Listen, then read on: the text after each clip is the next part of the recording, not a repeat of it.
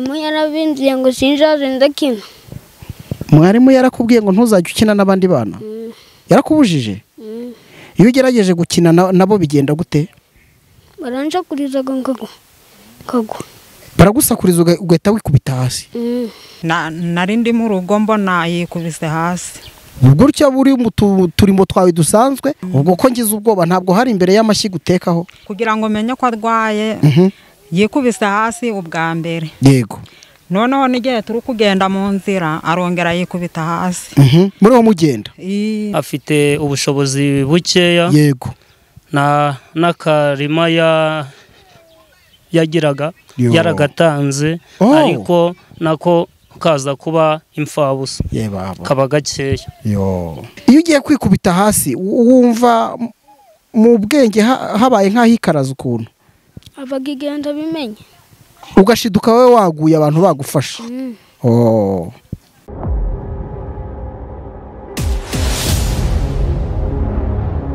Reka nanone twongere tubaha ikaze bakunzi b'Umwana TV, aho muri hirya no hino mu bice bitandukanye by'u Rwanda, abari mu ntara y'Amajyepfo, mu ntara y'Amajyaruguru, uburengerazuba ndetse n'uburasirazuba. Mwese mugubwe neza, abari mu mujyi wa Kigali mwese tubifurize amahoro y'Imana, kandi n'abanyarwanda mudukurikira muri mu bice bitandukanye by'isi mwese mumererwe neza, mugubwe neza cyane. Ibyo mukora Imana ijye ibyongeramo umugisha uko bukeye nuko bwije hano ku Mwana TV, nibyo tubifuriza.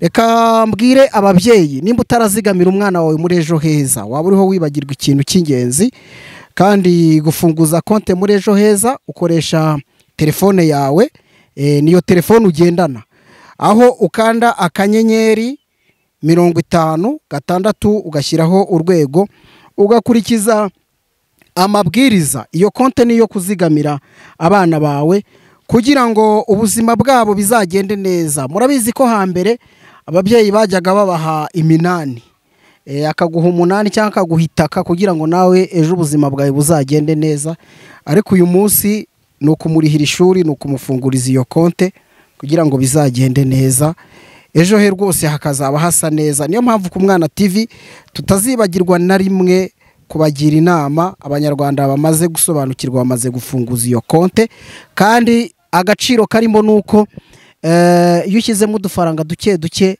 na guverinoma y'u Rwanda hari utundi kongereraho ibintu bikagenda neza. Icyo usabwa ni ukuyifunguza kandi ukajya uyikurikirana, wayibonamo ikibazo ukabiripotinga hakiri kare.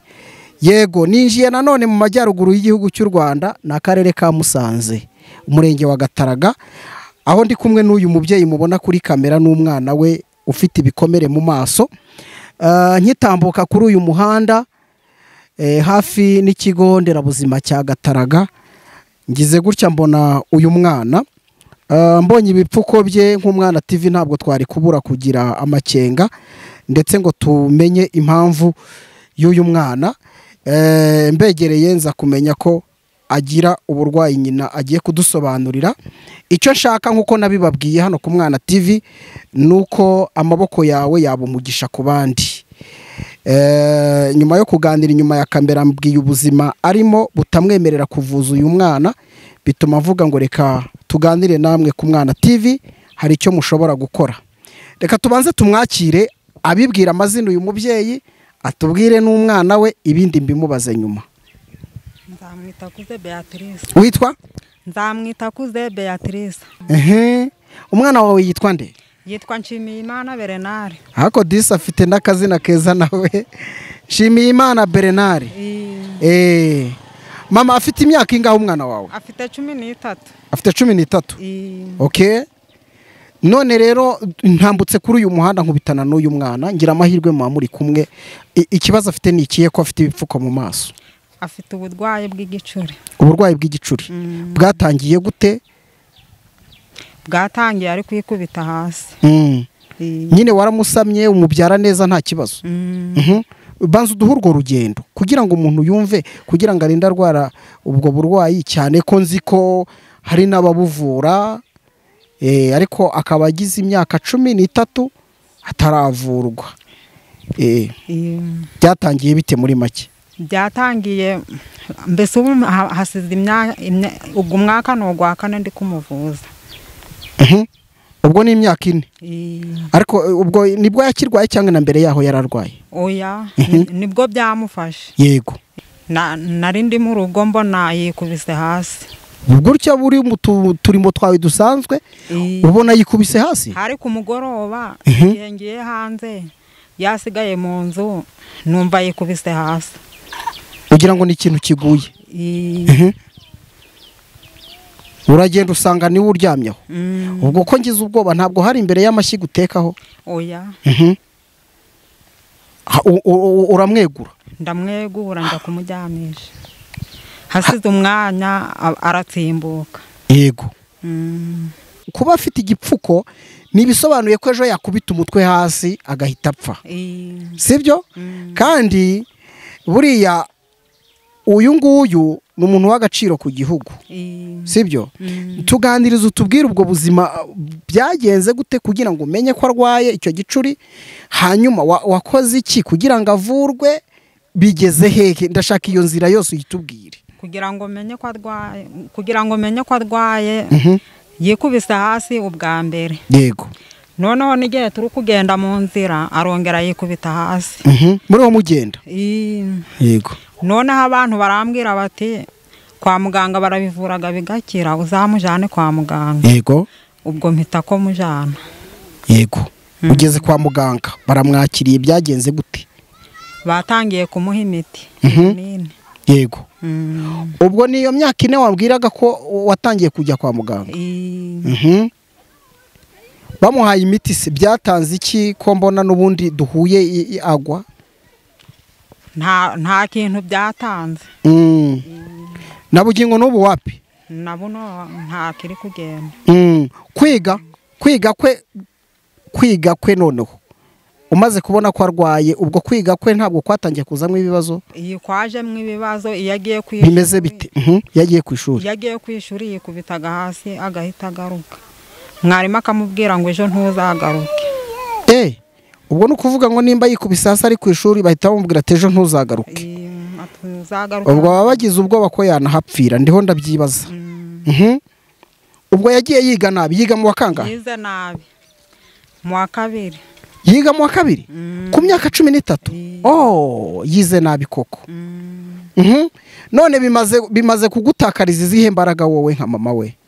Imbaraga ni nyinshi zibimaze kuntakariza. Urugero rw'imbaraga umaze gutakaza? None nk'ubu siko nta wundi muntu turi kumwe, akaba ari nje gusa. Ise abahe? Yarapfuye. Ise ntariho? Pole sana. None ubwo nukuvuga ngo mbese ni wowe umenya buri kimwe? None ubwo ntufite impungenge ko ataziga nk'abandi? Uyu munsi umwana utiga ubuzima bwe buzajya mu kaga? Impungenge ndazifite. Ariko cyane n'iz'uburwayi. Ku ishuri numvise uko bamuha message yo kumubwira ngo ntazagaruke kubera ko bagize izo mpungenge. Reka turebe, mpereza umwana ntuzi kuvuga, fata iyo mikoro muhungu wa. Harya ngo witwa? Shimimana Bernard. Yegereze mikoro nkubaza utubazo nka 3 kandi uhumure, guma aho ngaho. Witwa Shimimana Bernard. Ku ishuri, iyo uri ku ishuri ukina n'abandi bana? Wowe ntabwo ukina? Kubera mwarimu yarabinziye ngo sinjaze ndakina. Mwarimu yarakubwiye ngo ntuzajye ukina n'abandi bana? Yarakubujije? Iyo ugerageje gukina nabo bigenda gute? Baranshakuriza kagwa. Baragusakuriza ugahita wikubita hasi? None se iyo bariho bakina wowe ntugira agahinda kwere? Ngo ubone abandi bana bari gukina agapira, wowe nujya kugakina ubone barakubuza? Agahinda nikajya kakwica? Urihangana? Umaze kugwa nka kangahe inshuro wibuka? Aho waguye ukababara ni nka kangahe? 5. Ubwa mbere waguye hehe, byari bigenze gute? Ubwa mbere naguye hari mu rugo. Wari uri gukora iki? Nta kintu wari uri gukora? Wari uri ugenda uhita wikubita hasi. Ubwa kabiri? Kakabiri narindi hano. Muri runo rugo. Nabwo wikubita hasi. Ubwo ni mu baturanyi. Nabwo nta kintu wari uri gukora. Ubwa gatatu ndagira ngo uze kugera kuri iyo nshuro mbona bagupfutse kwa muganga. Wari uri mu muhanda. Uri ugenda muri aya makoro ameze gutya. Wikubita hasi. Wari uri kumwe n'abandi bana. Uhita wikubita hasi. Ubwo dushigaje ubwa kane. Bwa kane waguye gute? Narindira hepfo. Nabwo wikubita hasi. Kuri kiriya kiraro? Nari nakirenze. Wari wakirenze. Umaze kucyambuka. Uhita wikubita hasi. Noneho indi shuro rero ubanza ari iyi ngiyi mbona bagupfutse kwa muganga. Oho byagenze gute? Bari indi shuro byagenze gute? Bari bandumye hano mu Gakuba. Yegereze mikoro mbwire. Ngo bari bagutumye mu Gakuba. Hariya kuri santere.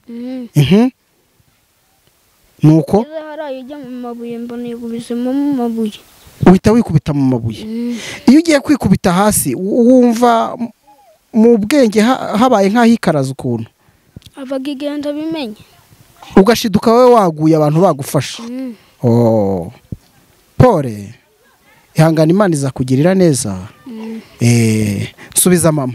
Mama urakonje dore turi mu aka karere murakazi kabamo ubukonje. Niyo mpamvu mubona yifunze nyine ariko nta karere keza nubwo tutabura kuvuga ko karimo ibibazo nyine kubona nk'uyu mwana ameze gutya icyo ndi ikibazo ariko ubundi ni akarere keza cyane. Mama urumva ko n'umwana bimutera ubwoba izo nshuro zose adusobanuriye yagiye agwa wowe nka mama we ntabwo ujya utekereza ko uyu mwana ashobora kwikubita ahantu bakakubwira ngo birarangiye? Ndabitekerezaga.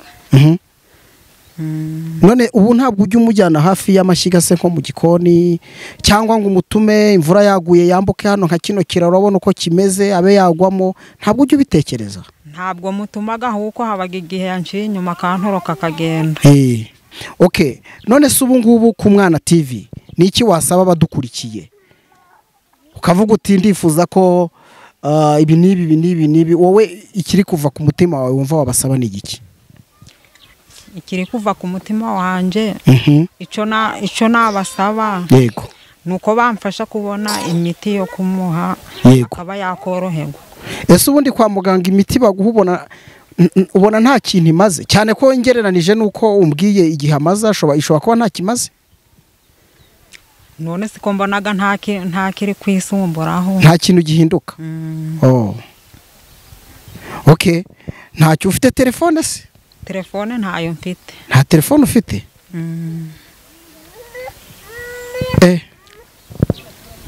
Usengera he? Sengera hari mu Gakuba. Ni itorero niryo nshaka kumenya. Itorero ni muri Horonesi. Horonesi? Ko hari umupasiteri muturanye hano akaba atari uwaho kandi nkaba numva ari we twagutumaho anabitwemereye ko telefone yariyo twashira kuri kino kiganiro ko atari uwo mu idini yanyu urabyumva gute? Nta kibazo. Nta kibazo. Uramuzi se? Ndamuzi. Yitwa nde? Wenda n'izina ry'umwana we ari abantu musigaye muhisha amazina ngo ni papa runaka bigatuma mutamenya amazina ya uramwibagiwe niba yonze ni rihimbano. Rihimbano rye nta kibazo niryo ryiza abantu bamenye. Irihimbano rye yitwa nde? Ni Gapiteni. Gapiteni nta kibazo ni izina ryiza cyane Gapiteni. Noneho ndifuza ko nimero ya Gapiteni twayishyira mu kiganiro nk'umukozi w'Imana kandi utuye muri karitsiye nawe urimo. Sibyo? Haramutse hari ubutumwa bashyizeho bwo guhumuriza uyu mwana yabukuzanira nk'umuntu wamenye Imana. Kandi natwe ku Mwana TV ntekereza ko twajya tumenya nimba hari icyo bakoze. Kuba udafite telefone ni ikibazo ariko nsaba abadukurikiye babanze baguhe telefone.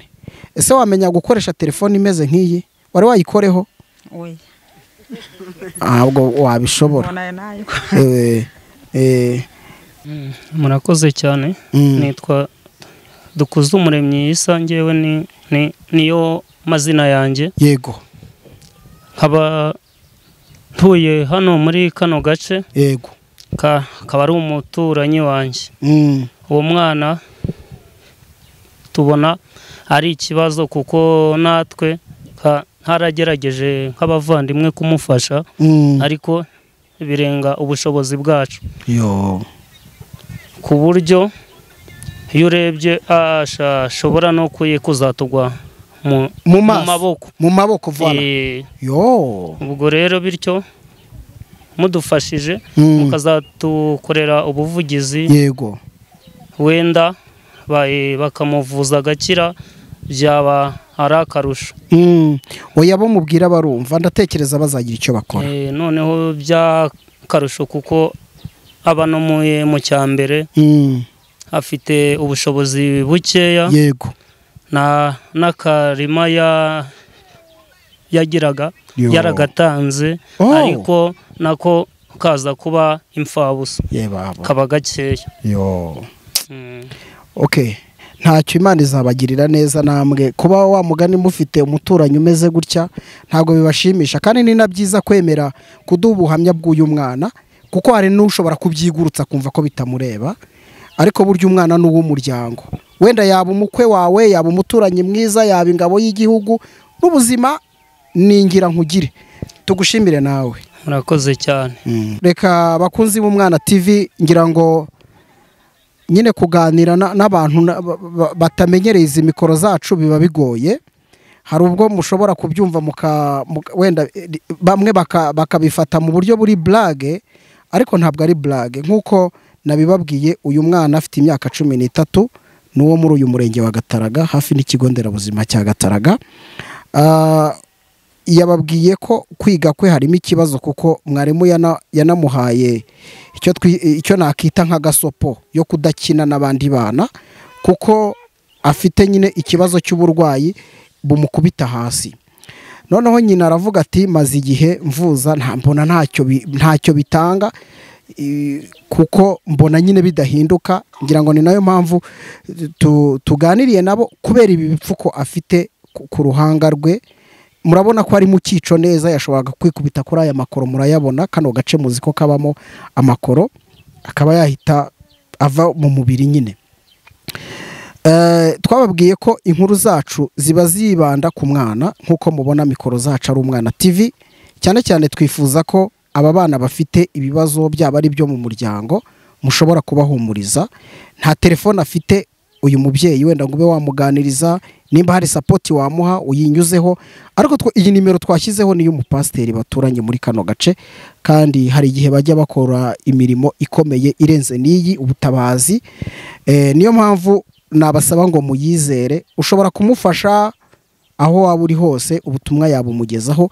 Icyo nifuza twakorera uyu mwana nuko yavuzwa agakira, tukazongera tugashima Imana tubona uyu mwana ameze neza, yumva ibintu byose byo mu mutwe byarashize. Hari abaganga benshi mudukunda ku Mwana TV, by'umwihariko Maserejeni, nimba hari igitekerezo ufite cyo kuba uyu mwana yamererwa neza, ndabizi n'ubundi usanzwe ufasha benshi nk'umuganga, kandi nzi ko ubu burwayi burakira, byaba ari mu buryo bwo kuvurwa kinyarwanda, bwaba ari n'uburyo bwa ruzungu, byose birashoboka, ariko amahitamo meza nuko yavuzwa mu buryo bwa ruzungu.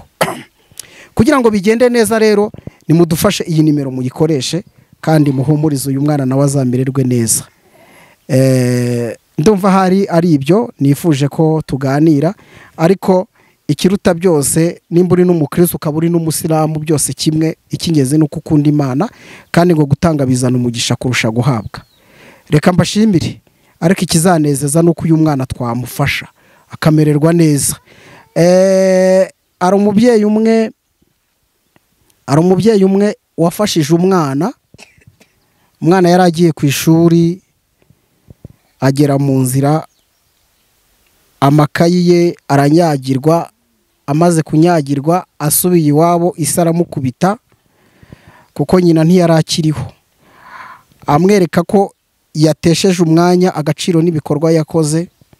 Noneho uwo mwana yigunze ahura n'undi mubyeyi kimwe na se, amubajije ikimuriza, aramubwira ati nakubiswe na data kubw'amakayi yanjye yanyagiwe, none simfite no kongera gusubira mu rugo kuko n'ubundi data byose abikorera umugore yashatse kuko mama ntahari. Uwo mubyeyi yarababaye kuko nawe yari yarakuriye muri ubwo buzima, arangije amuha ayo makayi amugurira n'imyambaro. Umwana yarize agera igihe abona buruse ajya mu mahanga muri Amerika. Bukeye yaje kwibuka wa mubyeyi, ngira ngo inkuru iri ku gitangazamakuru kimwe hano mu Rwanda. Uyu munsi niwe nyina kuko yaramwituye, amwubakira inzu nziza, amushyiriramo inka, amuha imirima yo guhinga, aravuga ati ni wowe mama kuba mfite buno buzima, kuba warampumurije. Urumva yakoze akantu gato uramutse ubyumvise, ariko kagize umumaro. Ntekereza ko uyu mwana ejo yazaba ari ufite ino mikoro cyangwa na mikoro y'izindi televiziyo, akavuga ati ndashimira umuntu wangiriye neza, nari ndwaye, byarashobokaga ko napfa. Kuko uyu mwana ari hagati yo gukira no gupfa. Nimba yikubita hasi bisobanuye ngo azambuka umugezi wa hano basi. Reka mbashimire kubwira uwumva ntabwo ari ukuvunika. Imana y'u Rwanda iragahorana namwe. Ngewe nitwa Emmanuel Kanani.